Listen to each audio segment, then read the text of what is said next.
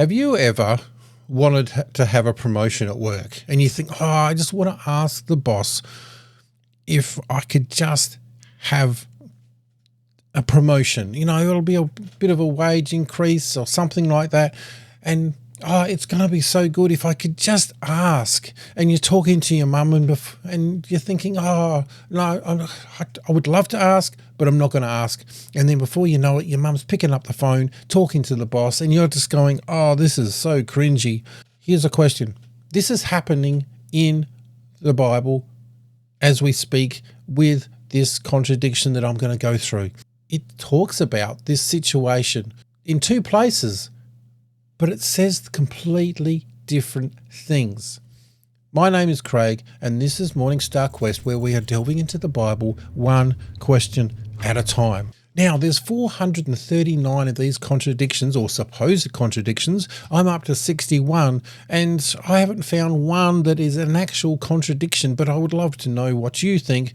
But today we're going through another one. Who asked for the best seats in heaven? Now, like I said, if you're going through and you're trying to get a bit of a promotion with your boss and then your mum rings up, it's a little bit of a worry. This is what's happening in our text today. Mark 10, 35-37 says, Then James and John, the sons of Zebedee, came to him, that's Jesus, teacher. They said, We want you to do for us whatever we ask. And then Jesus says, What do you want me to do? And then they ask for those prime seats next to Jesus in his glory, right? That is exactly right. So that's Mark. But in Matthew, mum calls the boss.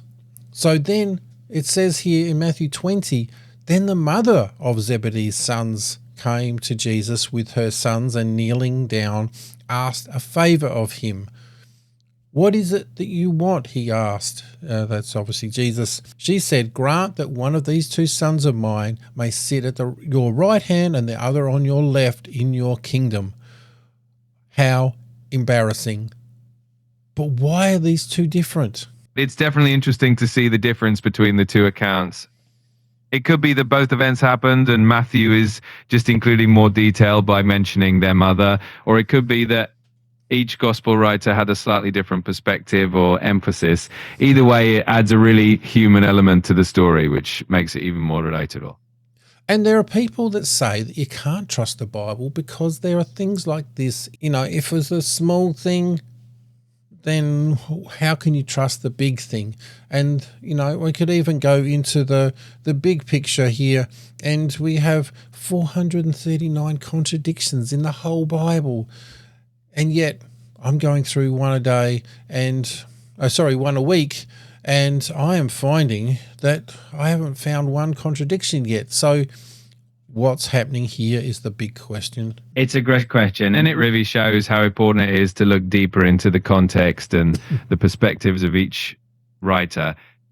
Often these differences can actually complement each other and give us a fuller picture rather than contradicting each other. It definitely keeps things interesting and invites us to keep exploring and learning.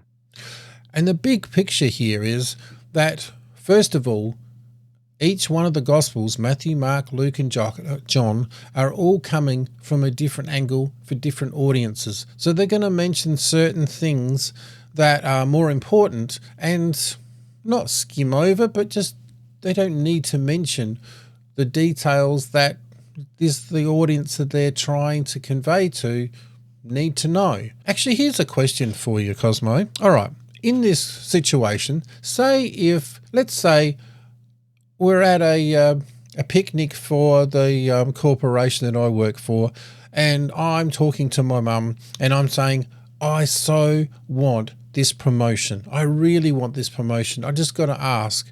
And before I know it, she's asking the boss. Now, who is the one that is asking here? That's a great way to put it. In that situation, it's kind of a team effort, right? You're the one who wants the promotion, but your mum is the one who actually voices the request. It's a bit like what we see in the Gospels with James and John and their mother. And the big question is here, let's say 10 years from now, someone is talking about what happened that day. Would they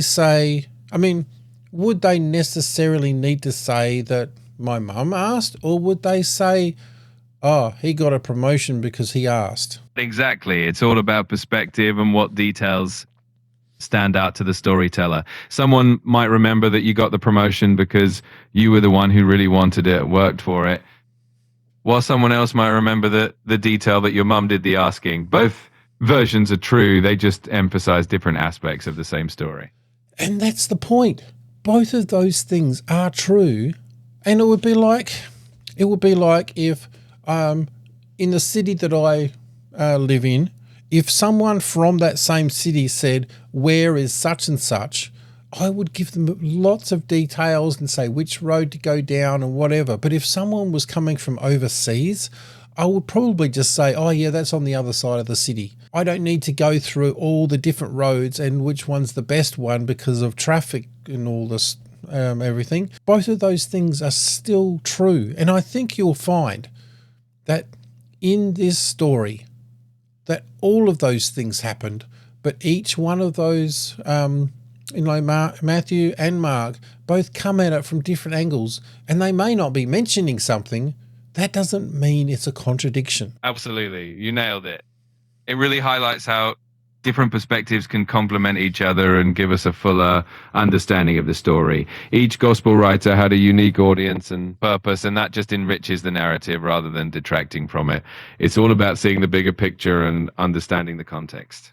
And the thing is, the crux of the story is what Jesus says next about how you don't know what. And there's something there right now.